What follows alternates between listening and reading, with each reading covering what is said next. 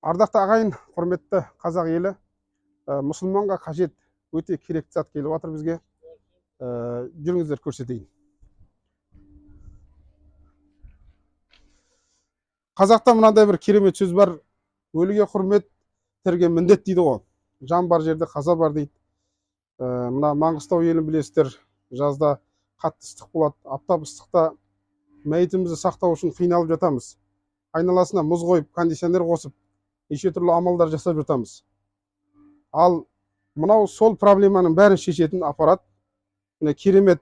Мына жерге мәйіт жатқызылады, есігі ашылады. Бұл минус 12 градусқа дейін салқындатады. Одан кейін мұз қылып қатырып тастамайды. Мәйіт кәдімгі жұмсақ күйінде жатады. Әдемі, салқын, әп-әдемі болып жатады. Жалпы мына көріп жатамыз, біз өзіміз дін жолында жүргеннен кейін ел арасында жүреміз. Кей кезде сүйекке кірген кезде қанша жан-жағына мұз қойып, кондиционер қойғанымен иіс шығып жатады.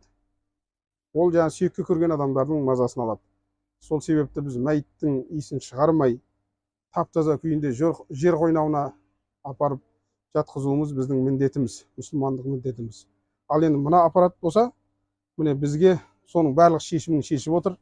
Бұның бір керемет бір несін алып қарайтын болсақ, міне бұл жерге мәйіт жатқызылғаннан кейін мына крышкасы жабылады.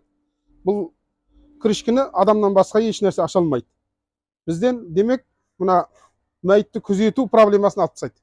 Мәйітті күзету керек, мысық тиіп кетпесін деген проблема болмайды. Бұны ешқандай жан-жануар бұны аша алмайды. Одан кейін мәйітті көргіңіз келсе, мына жерде әйнегі бар.